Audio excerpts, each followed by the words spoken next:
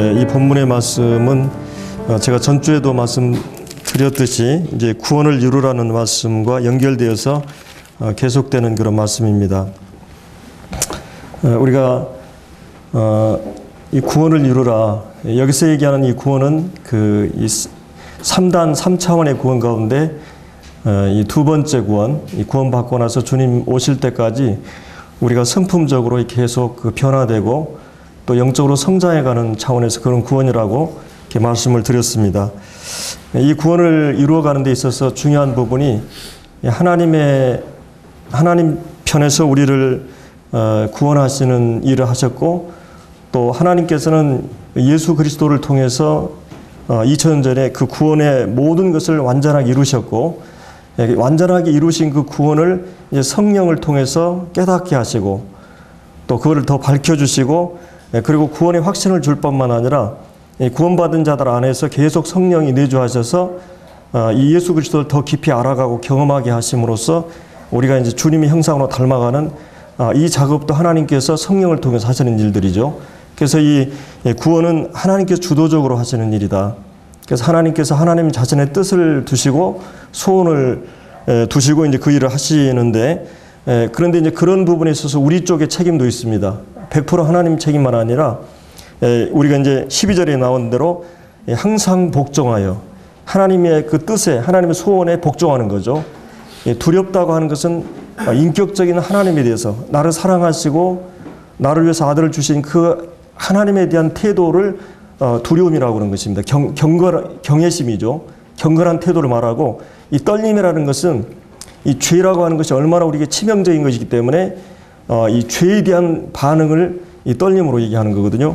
그래서 이제 이런 두 가지 부분에 있어서 우리가 하나님에 대한, 그리고 이 죄와 세상에 대해서 늘 우리가 긴장하고 깨어 있어야 된다. 이 부분을 이제 우리가 같이 상고해 보았습니다. 그래서 이제 오늘은 그러면 모든 일을 원망과 시비가 없이 하라, 이렇게 이제 말씀을 해주고 있는데, 거기 이제 15절에 보면은 그 흠없는 자녀로 이런 말씀이 있습니다. 그래서 우리가 여기서는 우리가 이제 왜 우리가 하나님의 구원을 이루어야 되고 왜 원망과 시비가 없이 해야 되느냐 생각했을 때, 그것은 우리가 하나님의 자녀이기 때문이라고 하는 것이죠. 하나님의 자녀로 우리는 지금 서 있습니다. 우리의 삶이나 우리의 삶의 어떤 모든 그 존재 가치나 이유가 하나님의 자녀로서 하나님을 대표해서 지금 섰어요. 내가 선 자리는 하나님의 자녀로서 하나님을 대표해서 서 있다고 하는 것을 우리가 늘 인식해야 됩니다. 이것이 없이는 우리가 그런 하나님 안에서 이 삶을 살아낼 수가 없어요. 내가 하나님의 자녀고 내가 하나님의 자녀로서 여기에 서 있다. 나를 위해 서 있는 것도 아니고 누구누구를 위한 것이 아니라 하나님의 자녀로 서 있다. 내가 서 있는 이 세상, 내가 가정과 직장과 학교와 내가 서 있는 그 자리가 하나님의 자녀로 서 있다고 하는 인식이 필요하다는 것이에요. 이 부분은 이제 여기서 이제 말씀해 주고 있습니다. 그래서 이것은 어떤 의미에서 보면 이제 영적이고 신학적인 문제죠. 하나님과 관계에서 내가 어떤 존재인가를 기억하라는 것입니다. 그리고 이제 우리가 그런 생각을 했을 때 우리의 삶의 행동이 하나님 자녀답게 살아가는 것을 보게 되는 것입니다. 여러분이 꽃병 안에 있는 이 꽃과 지금 흙 뿌리를 가지고 있는 이 꽃나무는 다르죠. 뿌리를 가지고 있는 것은 계속해서 생명의 공급이 되어지고 이루어집니다.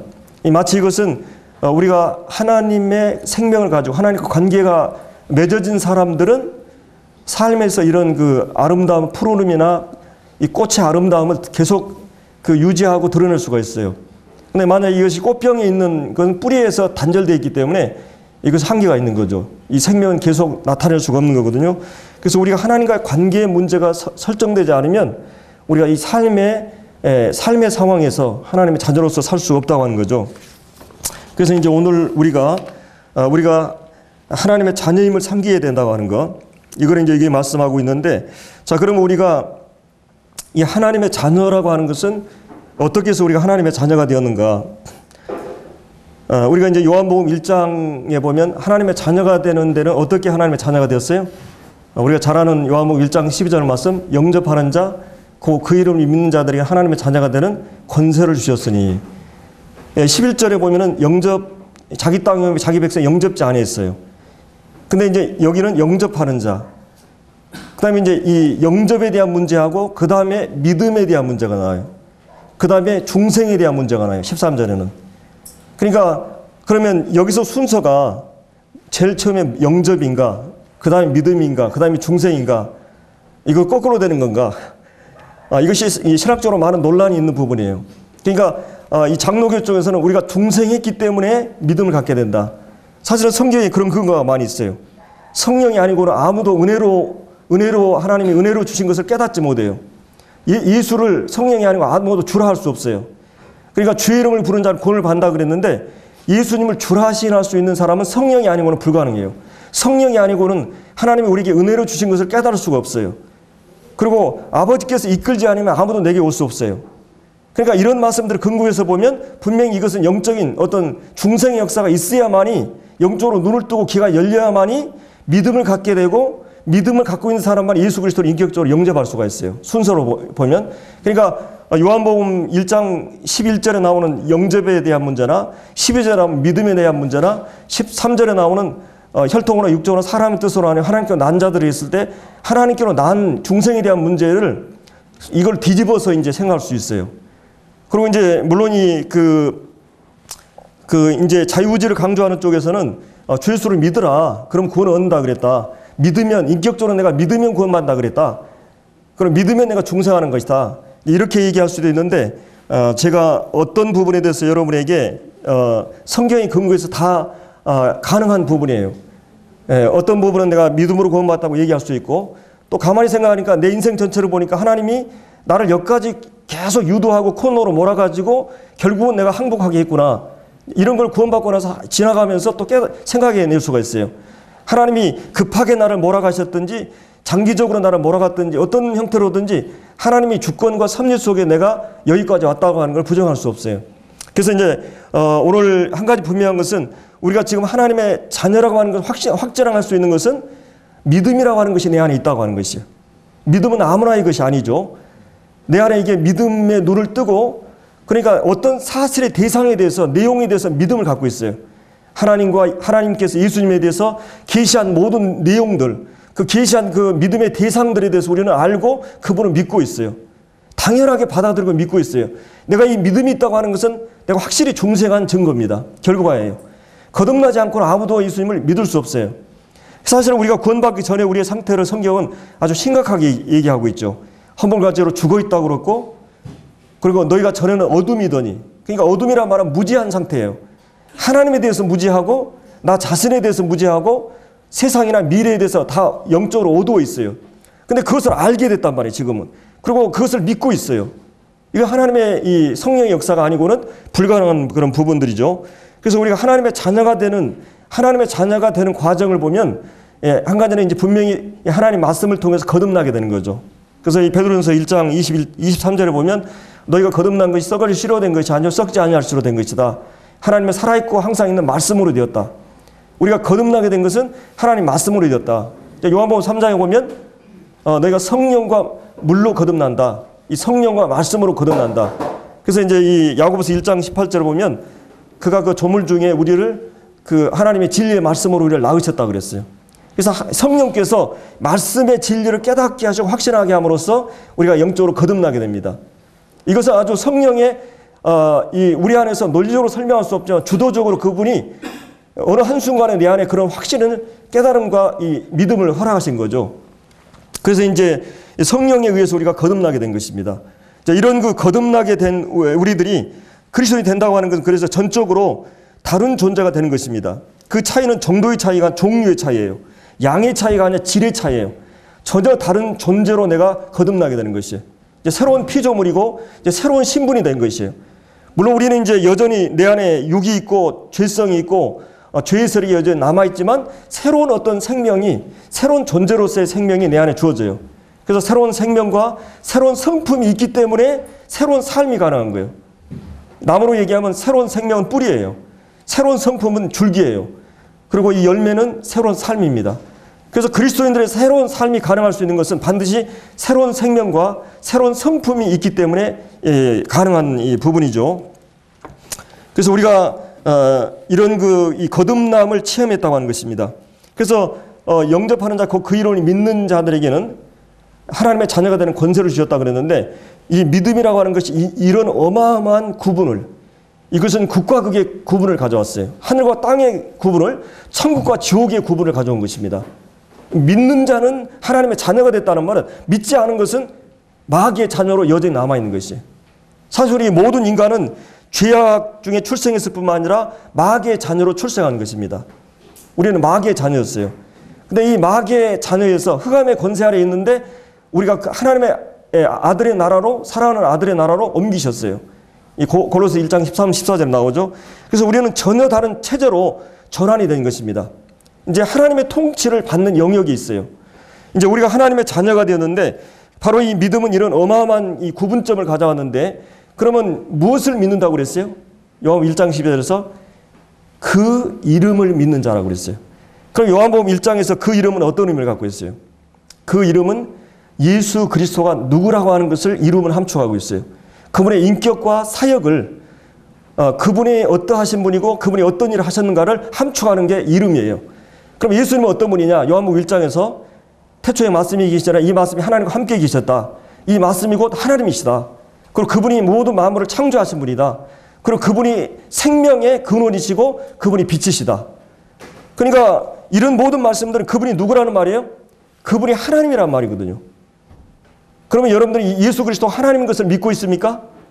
그다음에 또 한 가지는 그 이름이라는 의미는 어떤 의미를 갖고 있냐면, 그 이름 안에는 그분이, 그 하나님께서 인간의 몸을 입고 우리 가운데 오셨어요. 그래서 이제 바로 14절에 보면, 1장 14절에 말씀이 뭐라 그랬어요?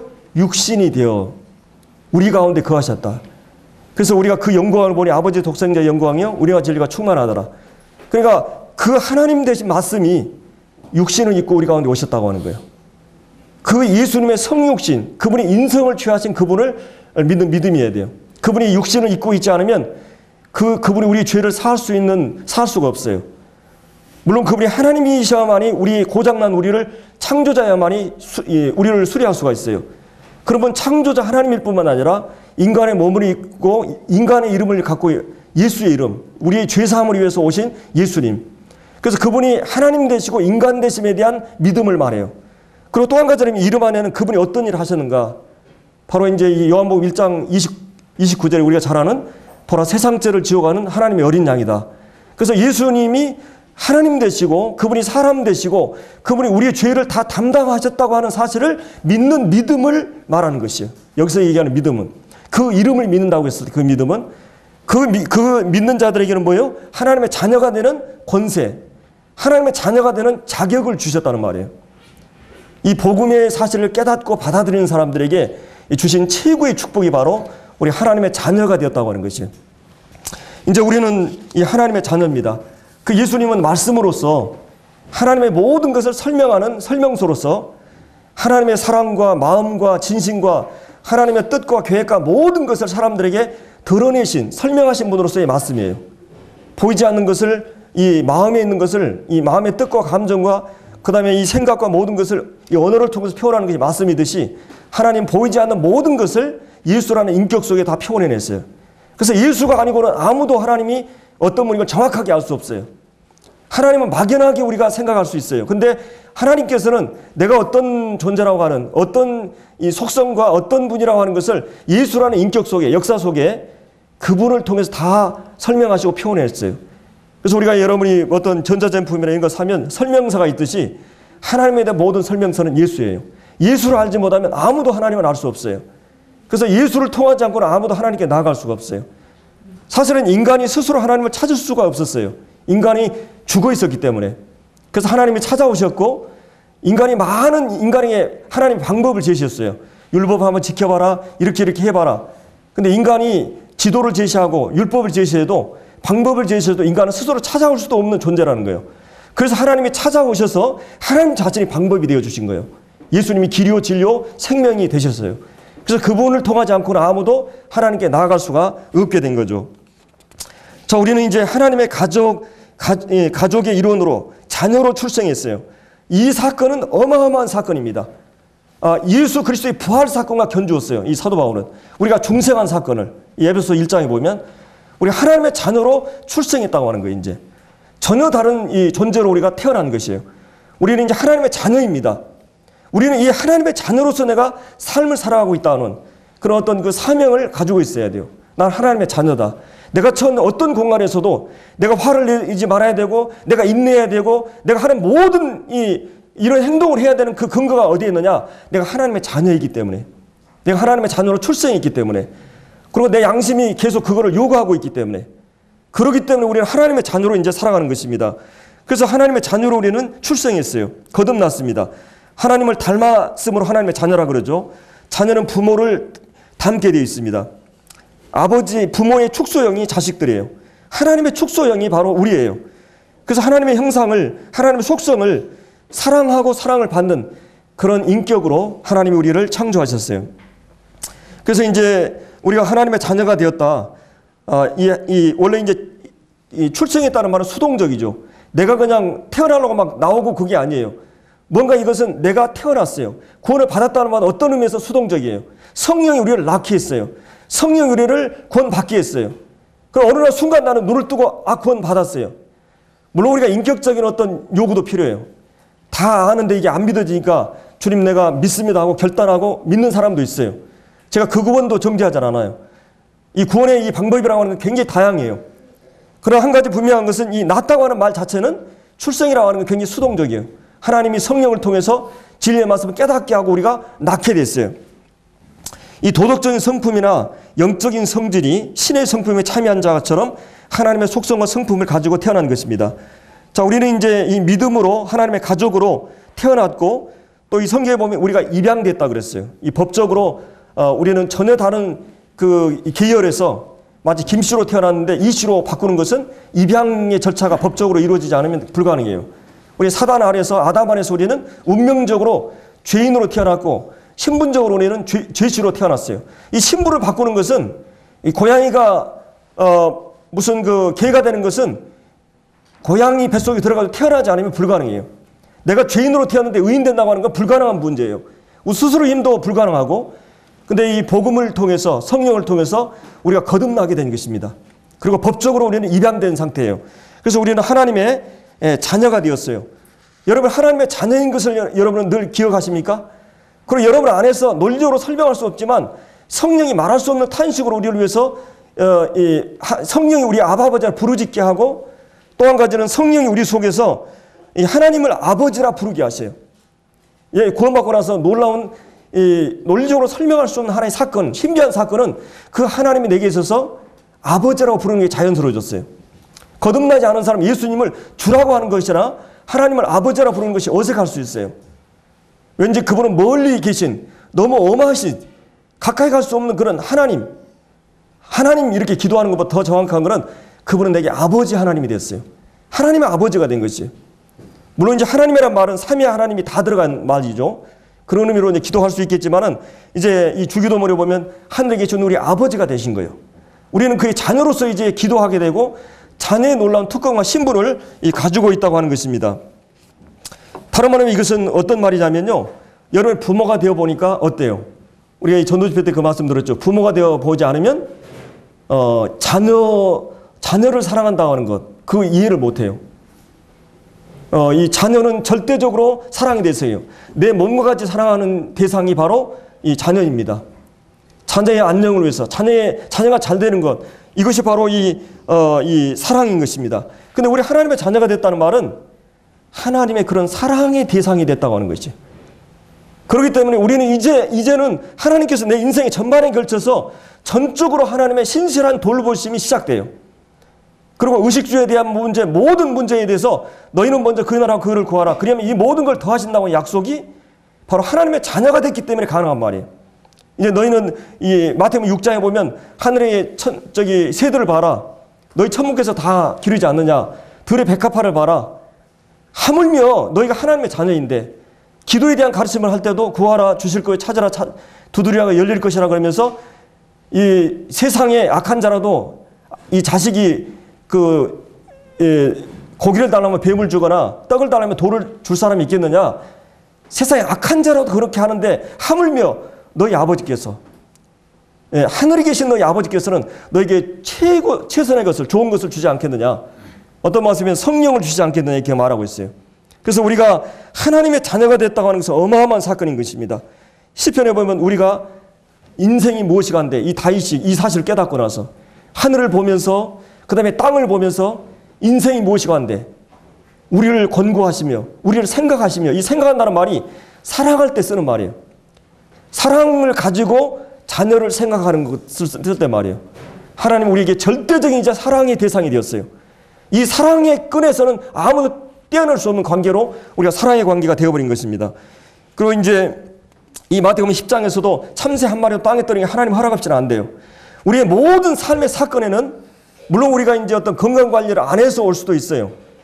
뭐 내가 잠 안 자면 며칠 잠 안 자거나 내 음식을 골고루 먹지 않거나 반드시 오랫동안이나 아니 급하게나 반드시 이상이 와요. 이거는 내가 이거는 구원받은 사람 구원받지 않은 사람이 다 똑같아요. 하나님 자연 법칙을 주셨어요. 그걸 우리는 순종해야 돼요. 자연 법칙도. 내가 3층에 떨어졌는데 하나님 자녀니까 안 죽습니까? 그거는 엉뚱한 해석이에요.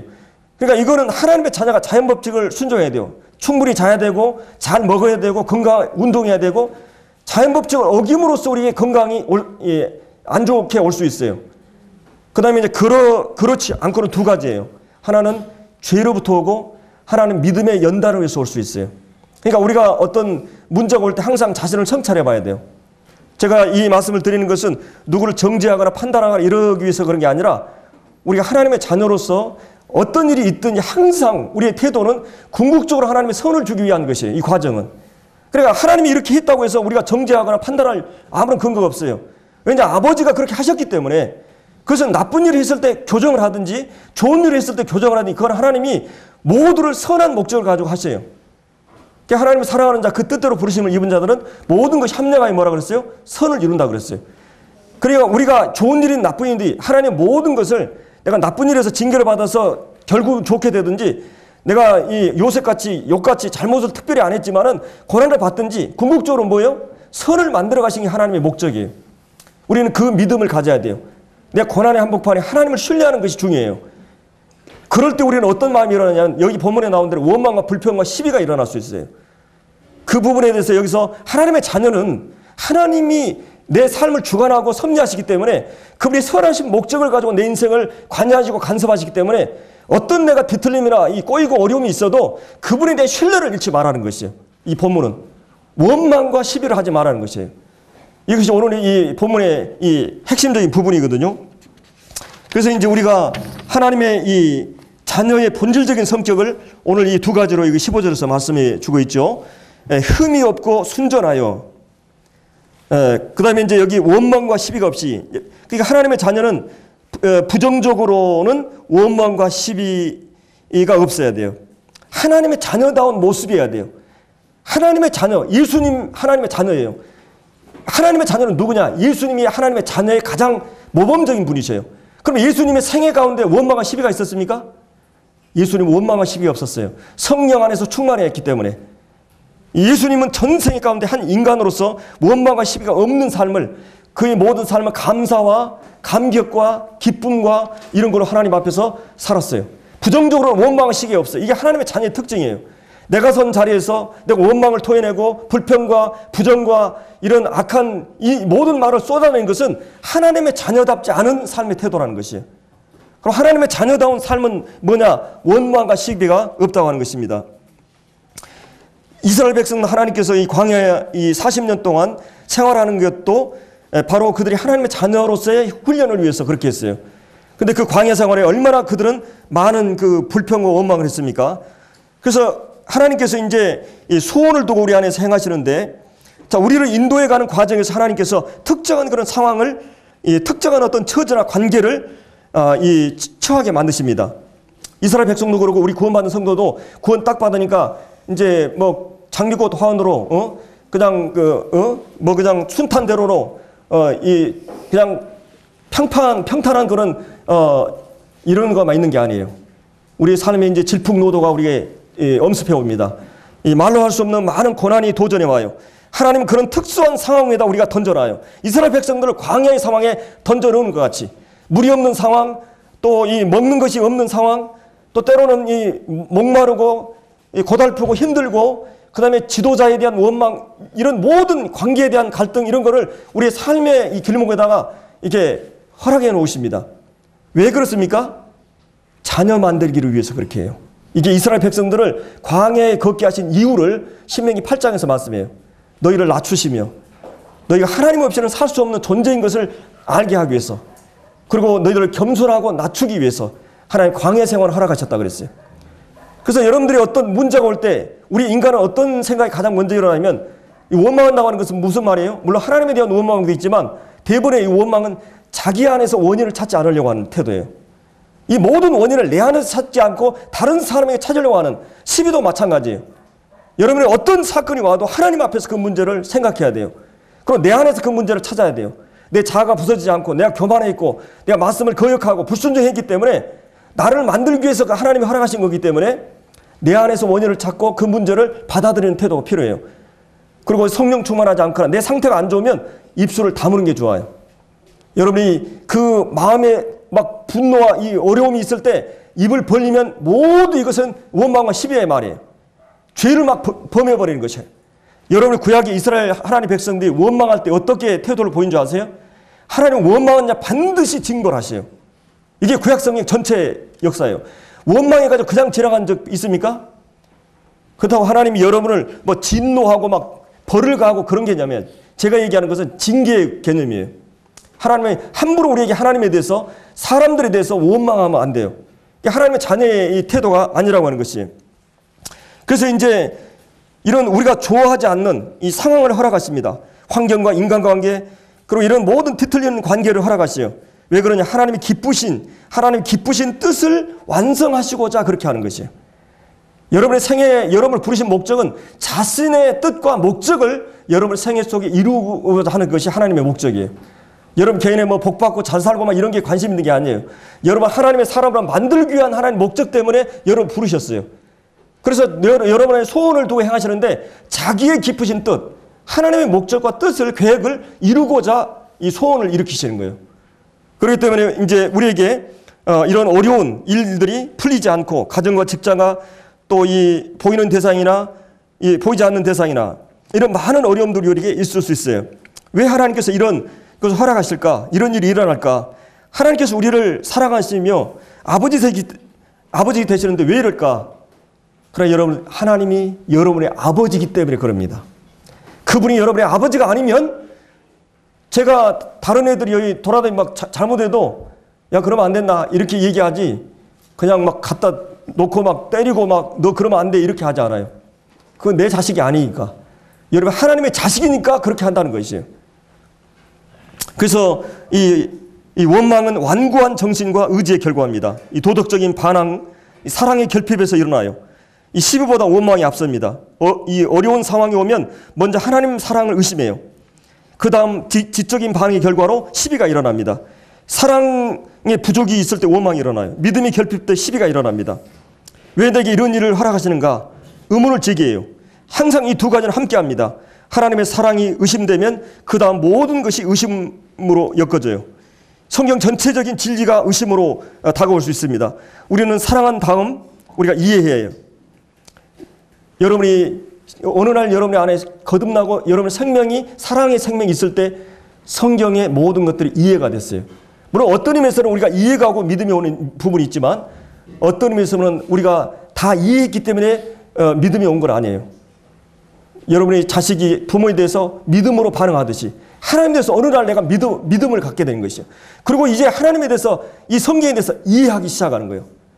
그래서 이 믿음 확신이 올 때 우리가 이해해야 되는 것입니다. 그래서 원망과 시비보다 그리스도를 황폐하게 하고 이 낙심하고 자잘하게 하는 것이 없습니다.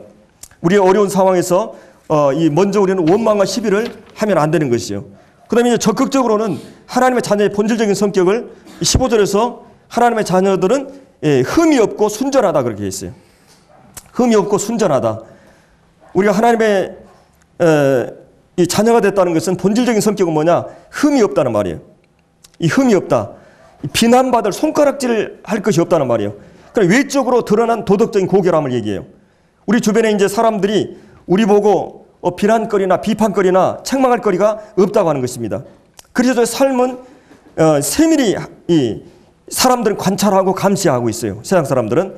그래서 세상은 그리스도를 보고 하나님이 어떤 분이고 주님이 어떤 분이고 평가하고 판단하게 됩니다. 그래서 우리의 존재는 그만큼 중요해요. 난 하나님의 사신으로서, 하나님의 그 광고로서, 하나님을 설명하는 존재로서 예수님이 이 땅에서 그렇게 하셨듯이 우리도 하나님의 설명서로서 서 있는 거예요. 하나님을 대변해서 서 있는 것이요. 여러분의 잘못된 행동이, 여러분 화를 내고 거짓말 해버리고 막 이게 나쁜 짓 해버리고 이런 것들이 하나님의 이름을 먹칠하는 것입니다. 그래서 너희가 이 하나님의 이름이 이방인 가운데 모독을 받는다, 그런 말씀을 하셨어요. 이스라엘 백성들에게. 그래서 이제 주님이 우리에게 모범이 되어 주셨죠. 주님께서 그런 말씀에 누가 나를 죄를 책잡겠느냐. 요한 8장 46절에 주님의 삶은 점이 흠이 없었어요. 이 외적으로. 우리 주님과 같이 우리도 하나님의 자녀로서 서야 됩니다. 그리고 순전하다는 말은 이 정금, 순금, 이 욥이 그 나의 가는 길을 오직 그가 하시나니 그가 나를 단련하신 후에는 내가 정금같이, 그러니까 여러분이 그 정금이나 순금이 되기 위해서는 이 용광로에 막 집어넣어가지고 불순물을 다 빼고 여러 번 해가지고 순금이 됩니다. 불순물이 다 빠지면. 우리가 이 구원받고 나서 불순물이 얼마나 많아요. 쓴뿌리가 얼마나 많습니까? 모난 부분이 얼마나 많아요. 고난을 통해서, 시련을 통해서 우리를 계속 한 다음에 우리를 정금이 되게 하고 있어요. 우리 인격이. 그래서 이 순전하다는 말은 그 정금, 내적인 그런, 그래서 이것은 다른 사람이 끼치는 영향, 그래서 이 마음가짐, 동기, 태도, 이 마음의 그 중심의 순수함이나 순결함, 내적으로 나타나는 도덕적 고결함을 얘기해요. 그래서 우리의 이 존재로부터 감춰졌던 것은 우리가 잘 모르는데, 이제 이 죄로부터 철저히 격리되어 이 내적인 그런 것들이 바로 이 주님의 형상으로 속사람이 고결하게 되는 걸 순전하다 그래요. 그래서 이 그리스도는 외부 세계에서 보이도록 이제 해야 되죠. 이 흠이 없다는 것은 외부적인 이 보이는 행동을 얘기한다면 내부적인, 그래서 우리의 외적인 행동이 옳은 것을 이제 이 내적인 동기로부터 일어나는 거죠. 내적인 동기가 없이는 이 동양의 모든 A나 뭐 도덕이나 이런 것은 겉으로만 다 잘하면 그러면 이 내적인 그런 영향을 받아서 사람이 속이 그렇게 된다고 그러는데, 우리 자신의 경험 속에서는 그렇지 않죠. 이 내적인 문제를 해결하는 것은 내가 어떻게 올바로 행동했다고 내가 그런 게 아니에요. 내가 여자를 내가 행동으로 가늠하지 않았다고 그래서 내 뇌는 계속 그런 게 아니에요. 남이 나에게 상처를 줘도 겉으로는 내가 그 형제하고 그냥 악수할 수 있어요. 웃으면서. 그러니까 내 뇌는 그렇지 않아요. 근데 이 동양 윤리는 A를 강조하고 도덕을 강조하는 사람들은 행동만은 강조해요. 근데 이 성경은 얘기하는 것은 내 안에 중생에서 성령과 새로운 생명에 의해서 내 안에서 하나님을 사랑하고 이런 내적인 것이 속사람이 고결함으로 갖춰지지 않으면, 내 존재가 내 속사람이 되지 않으면 내 행동이나 삶은 그렇게 될 수가 없어요. 그래서 이 성경은 계속해서 이 교리 문제를 얘기하는 것은 하나님과 우리의 관계를 통해서 하나님의 사랑과 은혜를 계속 우리 마음에 깨닫게 하고 감동을 부여하는 것이에요. 그래서 내 행동에 힘이 있고 그것이 내적인 순전함과 외적인 흠 없는 것으로 드러날 수가 있게 되는 거죠. 그래서 우리의 행위는 존재의 결과예요. 우리의 속사람의. 이 마태복음 5장에 이 팔복에 대한 말씀도 팔복의 인격에 대한 얘기하죠. 심령의 가난이나 애통이나 그다음에 온유, 의에 주리고 긍휼, 그다음에 청결, 화평, 의에 핍박을 받는 모든 것은 인격적인 자질이에요. 이 하나님과 관계에서 이 자질이 되을 때 빛과 소금의 역할을 해요. 이게 마치 이게 빛이라고 하는 것은 기름에서부터 나오는 것이에요. 속사람으로부터. 내적인 물로부터 이 나무가 이렇게 이 생명 푸르름을 드러내듯이. 그래서 우리가 이제 이런 그 속사람이 계속 그런 갈등의 과정을 겪으면서 우리의 속사람의 성령 안에서 계속해서 연단되고 정금으로 다져지면서 우리의 겉으로 이제 이 흠이 없는, 아무 사람에도 비난받을 것이 없는 존재로 만들어진 것입니다. 자, 이렇게 이 부정적으로는 원망 시비가 없고, 그 다음에 내적으로는 이 자질적으로는 흠이 없고 순전해, 적극적으로. 그 다음에 이제 이 세상은 어떻게 정의하고 있습니까? 이 세상은 세상에 대한 이 정의. 그러니까 이 그리스도인들과 세상은 정반대예요. 날카로운 대조를 이루고 있어요. 여긴 세상은 이 어그러지고 거스른 세대, 그리스도이 아닌 사람의 정신상태, 삶의 양식이에요. 삶을 바라보는 견해나 방식이나 이 모든 것이 이 구원받지 않은 사람들, 세상은 우리와 전혀 반대입니다. 그리스도인 세상과 전혀 달라요. 이 그리스도의 성격과 세상의 성격은 날카로운 대조를 이루고 있어요. 이거는 마치 빛과 어둠, 물과 기름처럼 서로 어울릴 수가 없어요. 이 세상은 여기서 뭐라 그랬어요? 어그러진다고 그랬어요. 이게 아까 얘기했던 흠없고라는 반대말이에요. 예, 이 부정적으로 외적으로 비뚤어진 왜곡된 행동의 행위를 말해요. 이 거스린다고 하는 것은 내적인 특징을 말합니다. 왜곡된 그런 본성, 순전한 반대예요. 이 거스림. 그러니까 그리스도인의 그 내적인 성격과 세상의 사람들의 성격은 전혀 대조되죠. 그러면 세상이 어두울수록 뭐예요? 밤이 깊고 초록같이 어두울수록 별들은 뭐예요? 더 빛나게 돼 있어요. 세상이 타락했다고 하는 것이 세상의 영향을 받아서 그리스도인들이 타락하면 안 되는 것이요. 우리는 이 본질적인 성격을 더 우리가 그러니까 거짓말하는 사람이 많으면 조금만 거짓말 안 해도 금방 드러내버려요. 그리스도인들이 그리스도의 성격을 세상이 타락하고 어두웠다고 드러내지 않는 게 아닙니다. 세상 사람들 별반 차이가 없다. 그건 잘못된 거예요. 우리가. 생명이 없든지 영적으로 제대로 잘하지 않았든지 정말 우리가 빛이 되고 그러면 벌써 우리 양심적이에요. 그리스도인들은. 사람 눈치 보고 이런 게 아니잖아요. 정말 정직하고 성실하고 언어 생활도 보면 언어 생활이 달라요. 욕설이 없어요. 우리 아이들이 욕을 못해요. 우리 부모님들이 욕을 못하니까.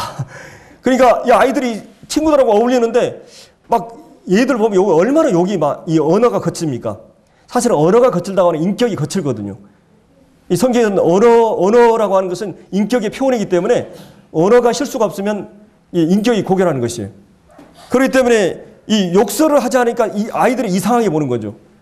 물론 가끔 이제 화가 나서 막 이렇게 튀어나올 수도 있지만 일반적으로 잘 안 하는 거예요. 근데 얘들은 말하면 다 욕이에요. 제가 시골에 명절에 가는데 가끔 친구들이 말할 때부터 인사부터 해가지고 계속 뭐 후렴처럼 계속 욕이에요. 아, 그게 옆에 있기가 힘들더라고요.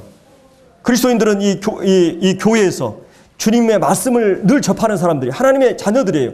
그래서 세상 사람들 가서도 말을 거칠게 하거나 이게 뭐 무리하게 하거나 막 이게 함부로 하지 않죠. 언어 생활에서 그 인격이 나아요. 여러분 언어 생활에 실패하는 것은 하나님의 자녀로서 빛의 사람으로서 소금의 역할을 하고 있는 것입니다. 여러분 빛이 자녀가 되라 이런 말이 아니라 여러분 빛이라는 말이에요. 내가 주님과의 관계에서 정상적인 삶을 살게 되면 나는 그냥 가만 삶은 내 존재 자체가 광고예요. 세상 사람들 그걸 느껴요. 그렇기 때문에 오늘 이 말씀에서 지금 우리가 세상의 빛으로 나타나야 하기 때문에 그래서 우리 주님의 빛을 발광체가 아니라 반사체죠. 이 태양을 반사해서 이 달이 빛을 받듯이 주님의 이 모세가 주님과 교제하니까 이 얼굴에 광채가 나듯이 주님 말씀과 주님을 늘 교제하고 가까이 하면 우리의 삶에서 그 광채가 드러나는 거지. 발광이 돼서 이 반사가 되어서 나타나는 거죠. 그래서 이 그리스도인은 세상을 책망하게 되어 있습니다. 우리 이제 이 참고로 여기 거스른 세대 가운데 하나님의 흠없는 자녀로 세상에서 그들 가운데 빛들로 나타나며 이 우리의 존재나 행동이나 삶이 그 정말 이 거룩한 주님의 모습을 드러낼 뿐만 아니라 아름다운 덕을 그 다음에 생명의 말씀을 밝혀 이 말씀의 관념화가 철학이나 사상이 아니라고 하는 거예요. 거기는 존재와 생명이 있음으로써 흘러나오는 빛이에요. 그러니까 하나님의 복음의 빛을 발하는 것이에요.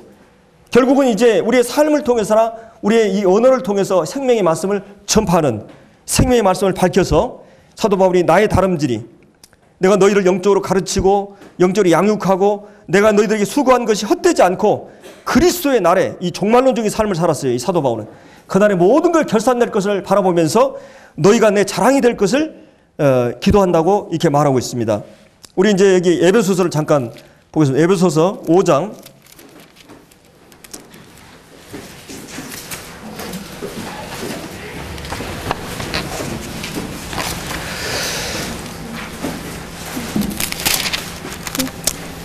'너희가 전에는 어둠이더니' 5장 8절 전에는 어둠이더니 이 영적으로 아주 하나님에 대해서 자신에 대해서 죄에 대해서 뭐 지옥 내세에 대해서 다 우리는 영적으로 무지했어요. 어둠이더니 이제는 뭐예요? 주 안에서 빛이라. 그러니까 여러분의 빛이기 때문에 빛의 자녀들처럼 행하라. 그러면서 빛의 열매가 뭐예요? 착함과 의로움과 진실함. 이 우리 주님의 인격과 성령의 열매죠. 그래서 주를 기쁘시게 할 것이 무엇인가 시험하여 보라. 너희는 열매 없는 어둠의 일에 참여하지 말고 도리어 책망하라. 그들이 은밀히 행하는 것들을 말하기도 부끄러울 것이다.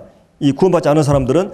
그러나 책망을 받는 모든 것은 빛으로 말미암아 드러나는.